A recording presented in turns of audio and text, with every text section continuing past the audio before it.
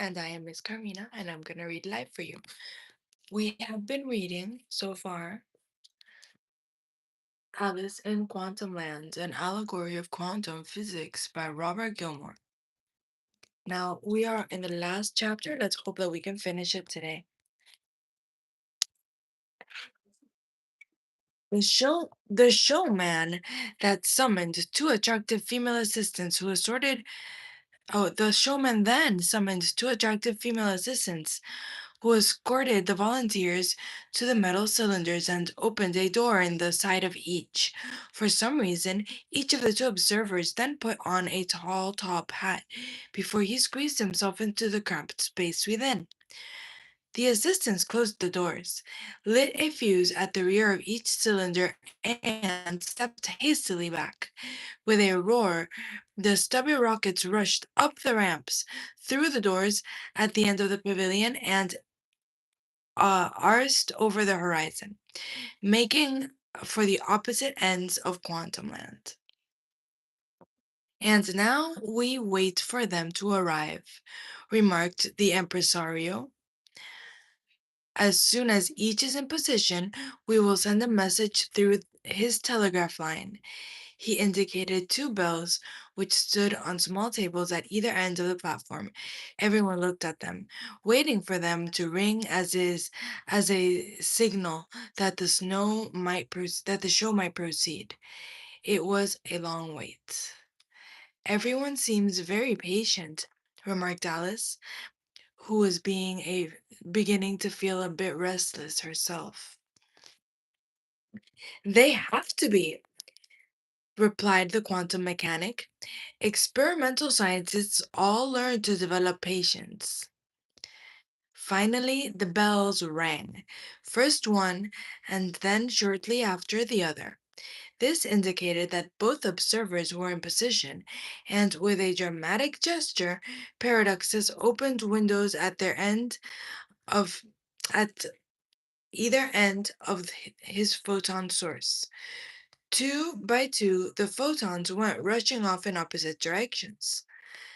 After some time, he closed the windows again, and there was another long pause. Hmm, I wonder what we are waiting for now, thought Alice, who felt that the entertainment might move just a little faster. This was a f- There was a flapping of wings, and through the door at the end of the building flew a carrier pigeon, which was expertly caught by one of the assistants. Not long after, a pigeon arrived through the other door, and the messages carried by both could be compared. Paradoxus displayed the two messages, which showed a perfect correlation, with a spin-up photon going to one side invariably accompanied by a spin-down version detected at the other, even though the two detectors were too far apart to have had time to exchange any information. That's no mystery, shouted someone from the other side of the large room. The voice had come from a tall figure Alice could not see clearly, but he did look rather like the classical mechanic. It is obvious, he went on, that the photons are not in fact completely uncertain whether they whether they are really spin up or spin down. Then they leave this when they leave the source. In some way, they know which they will be, and they know also that the two of them must be opposite. It does not matter then how long they wait before they are detected. They will be found to have that spin direction which was already decided when they were emitted. That sounds a very reasonable argument, does it not? Beamed the impresario, looking not in the least dismayed.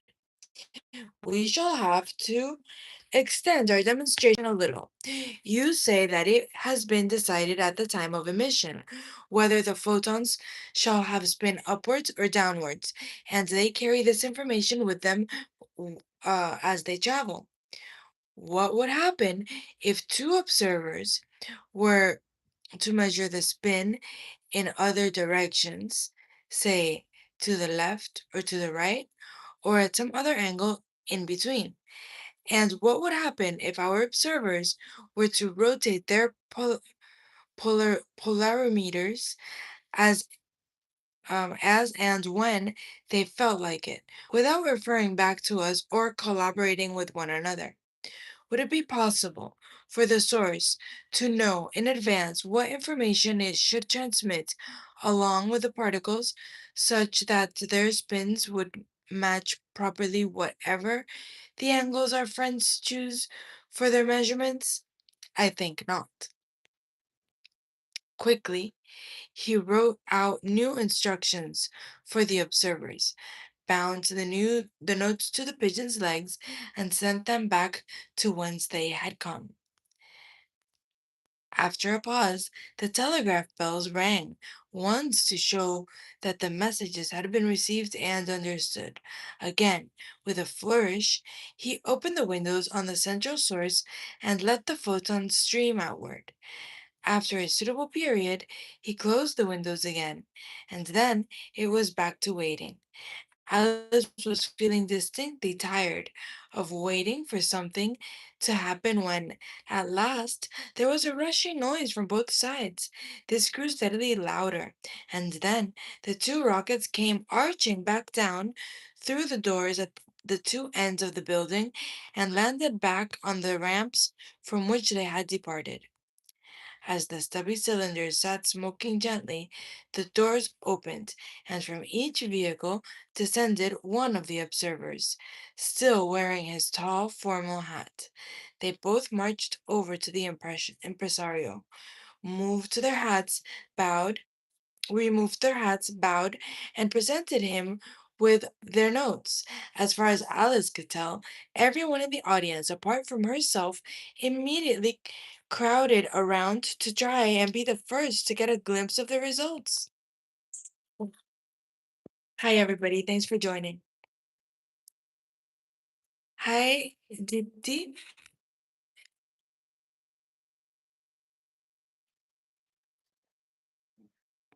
Hmm.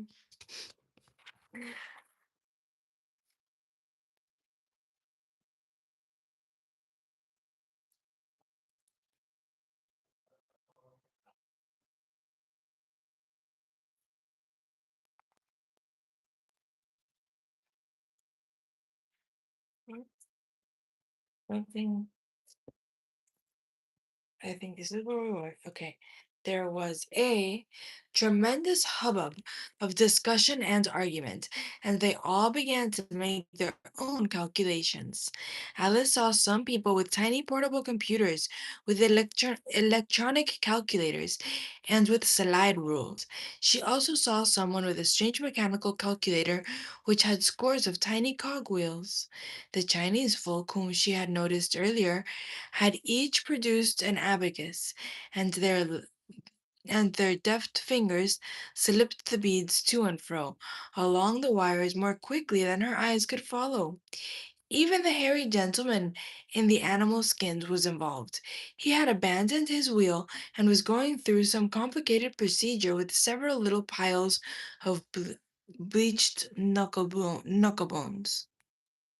Bleached knuckle bones. Finally, the arguing groups quieted down and came together in a common conclusion. It was true, they said. There was a quite inexplicable agreement between the spin directions of the two photons, even when arbitrary changes were made in the direction along which the two spins were measured. The observed correlations were greater than could be explained by any information sent out along the particles. It was all quite clear. They agreed, in fact. It was clear as a bell. It didn't look all that clear to Alice, but but if everyone was agreed, she supposed it must be correct. Thank you for giving me a like. Thank you for subscribing, everybody. Subscribe so you can see me again.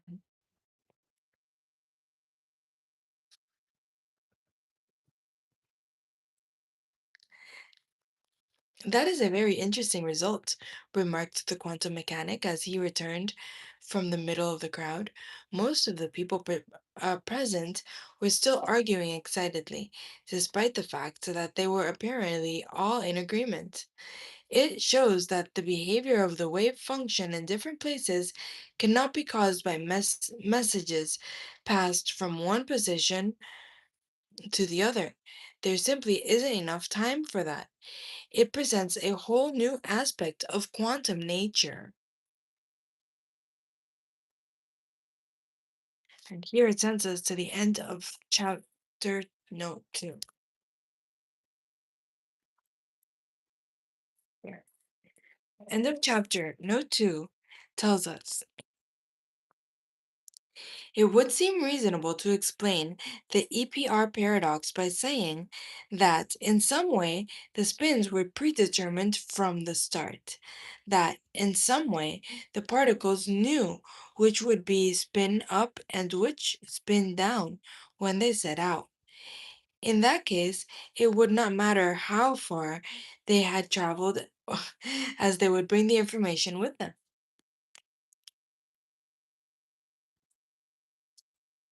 The limits of the information which it would be possible for the particles to fix in advance are considered in Bell's theorem, which treats what happens if the spin measurements are not made along one predetermined direction, but at a selection of different angles for the two particles.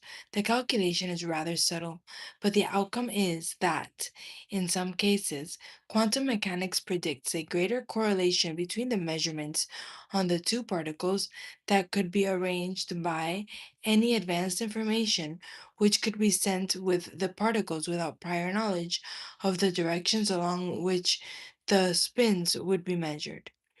A line aspect in Paris has measured this effect and found, as usual, that quantum mechanics appears to be correct. It seems to involve some sort of information which travels more quickly than the speed of light. The aspect results does the aspect result does not directly contradict the normal understanding of Einstein's special theory of relativity. This says that no information, no message, may travel more quickly than the speed of light. The effect considered in the EPR paradox cannot be used to send messages. If you could decide whether you would measure the particle spin as up or down, then the opposite of the other particle would convey information in a sort of Morse code. But you cannot do this. You have no control whatsoever of the result of the measurement on the superposition of quantum states. The result is completely random, and no signal can be forced onto it. Okay. Hmm. And then chapter 1. Interesting, it might be, but Alice felt that there had been too much sitting and waiting and that she would like more action. So they left the pavilion and went off to investigate the rides. Remember to give me a like and subscribe. You will have you will have to behave as a charged particle if you want to take any of the rides, remarked the quantum mechanic. All rides are all rides the rides all operate by electrical acceleration, so they will only work for charged particles. As you are just a sort of honorary particle, I see no reason why you should not be a charged particle just as readily as an uncharged one. They had come to a very long, narrow building in which was a sign reading, "Ride the wave! Ride the electromagnetic wave for mile after mile." That makes 2 miles, count them. Two. There was an excited line of electrons outside, waiting their turn to get out. Oh no, excuse me. There was an excited line of electrons outside, waiting their turn to get on. But Alice did not think that this was quite the ride she wanted at the moment. She would rather go on something like the big wheel, which she had ridden in a fair near her home. She mentioned this to her companion so that he would take her to the circular machines, and they headed in that direction. As they headed in that direction, they were passed by a parade. There was a succession of little carts, on each of which was balanced a huge apparatus built around a vast iron magnet with um, copper coils, which around it and various intriguing with copper coils wound around it and various intriguing devices embedded in its center. From all these snaked great bundles of wires and cables. How do those little carts manage to support all that weight? Asked Alice. Surely they should be squashed flat under such huge masses of metal. Oh, there would be if the pieces of equipment were real, but this is the experiment funding parade, so each one is only a proposal. They are rather like experiments we did in our Gedankenroom. They are just ideas at the moment, not real at all. So they are not very heavy. In fact, most of them carry little weight indeed.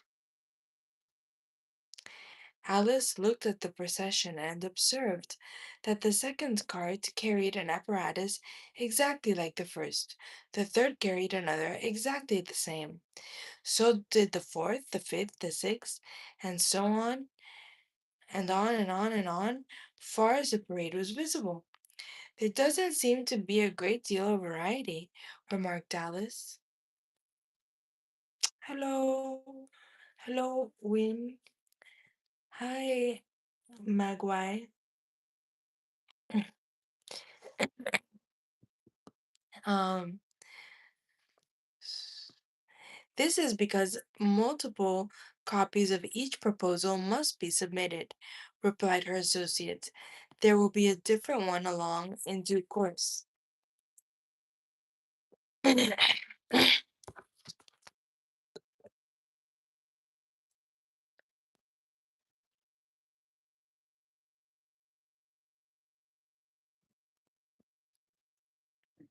As they watched the floats,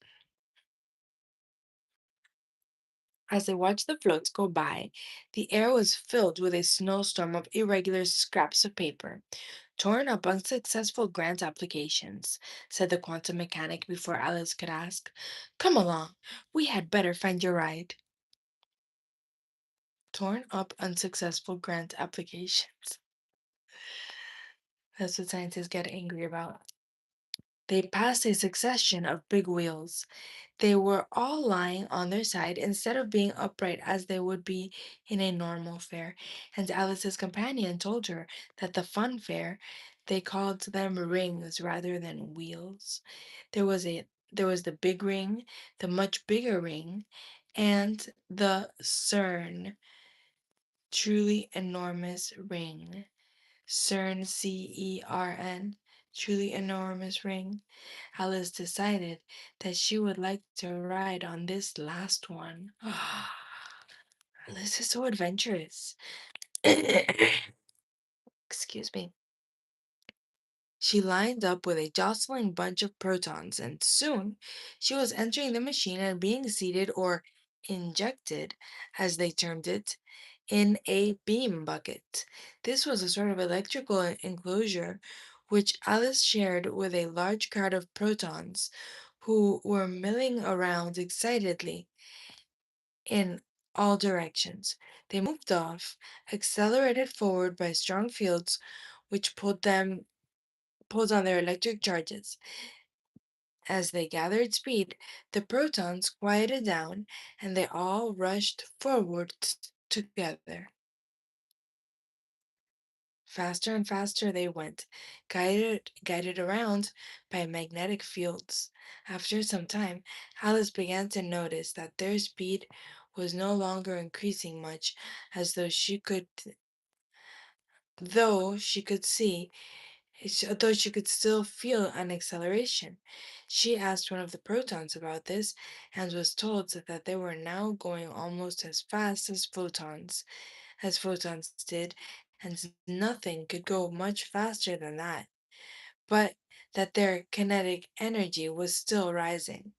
This seems odd to Alice, and she was about to argue when when there was a sudden wrench, and she felt herself flung out of the ring together with the protons.